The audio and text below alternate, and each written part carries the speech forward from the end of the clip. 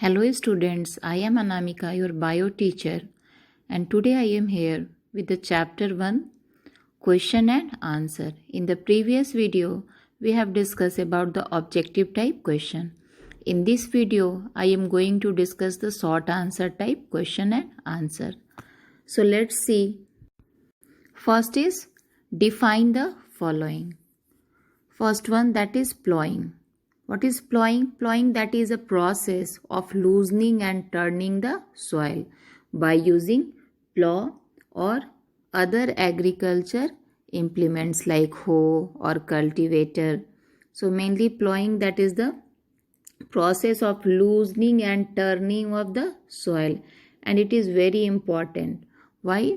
This is the first, you can say this is the first steps. By after that we can sow the seeds so that they can be germinate easily. Next is harvesting. Harvesting, that is the process of cutting and gathering of the mature crop. That process is called harvesting. So after maturing the crops, this is the process of cutting and collecting the crops also. Next is threshing.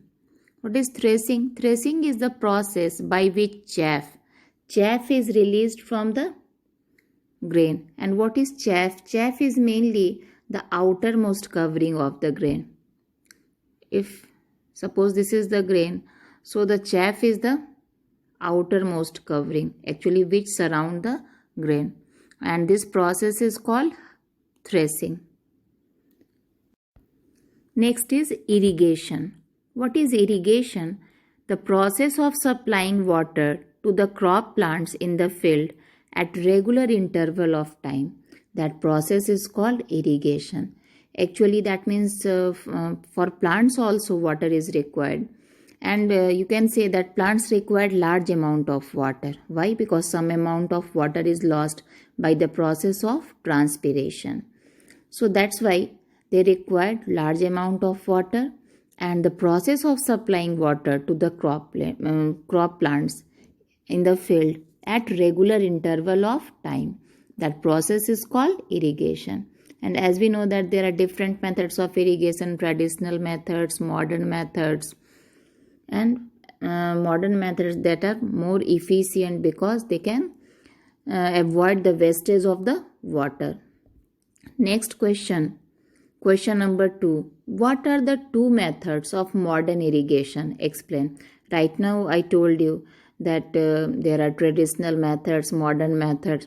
So in this question we have to explain the modern methods of irrigation. And as we know there are two modern methods of irrigation. One is drip irrigation system and next is sprinkle system. So let's see what is drip irrigation system.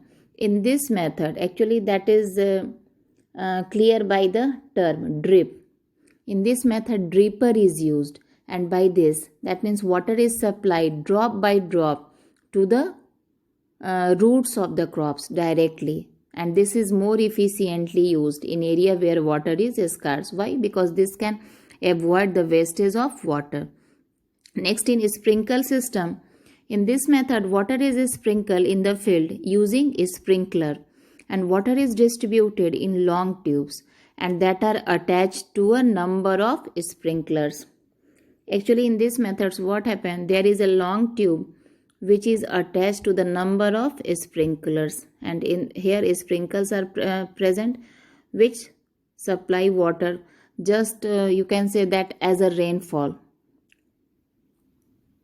This is useful for uneven land and for sandy soil also. Along with the uneven land, it is also useful for sandy soil. Why?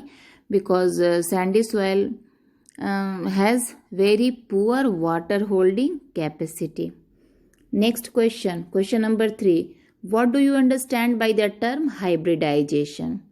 So what is hybridization? The process of hybridization involves crossbreeding of two different varieties of desirable quality seeds to obtain seed which contains the qualities of both the parent plant. And this method is used for animals also. Actually for this process, two parents are selected and the plants that may contain the qualities, or you can say properties, of both parents. This process is called hybridization. Next, question number 4. How are seeds stored after harvesting? As we know that harvested grains or seeds, they contain some amount of moisture. So before storing the grains, it is very important to dry them under the sunlight to remove the moisture contents. And why it is important to remove the moisture? Because they will allow the growth of the microorganisms, and they are then stored in the metallic containers, gunny bags, or the grain silos. Grain silos are mainly used for large scale storage of the food grains, and the godowns where grains are stored are first fumigated. That means it can be, that means the spray of the pesticides is done. Why? So that we can protect the crop from the pest and any infection. Next question number 5. Define nitrogen cycle. The process of nitrogen being used by the plants and animals and then released back to the atmosphere. This process is called nitrogen cycle. Actually, in atmosphere, every nutrients run in the cyclic manner. You can say that this is a biogeochemical cycle. Why the term bio is used? Because bio means living things. That means the circulation of the nitrogen between plants and animals. Geo term is mainly used for earth. And chemical, as we know that there are various the changes of the chemical compounds during this process. So this is a nitrogen cycle which helps in maintaining the right amount of nitrogen on the earth's surface. Next question. What are cash crops? Cash. All of you know that cash. What is the meaning of cash? Money. Give examples. Crops such as jute, cotton, tea and oil. These are called cash crops. Why? Because they are grown for commercial purposes. Actually, the farmers directly, that means obtain the money by selling this product. So that's why these are called cash crops. Next question. What is the difference between denitrification and nitrification? And you can say that this is the step of the nitrogen cycle. Nitrification and denitrification. So let's see. What is nitrification? This is the steps in the process of nitrogen fixation. The ammonia that is NH4, the ammonia that is converted into nitrates and then eventually to nitrites, NO2 and NO3. So this process, the conversion is performed by the bacteria of their species, that is called Nitrosomonas. And this process is called nitrification. And what is denitrification? Actually, this is the last step of the nitrogen cycle. The nitrates are converted back to atmospheric nitrogen with the help of denitrifying bacteria.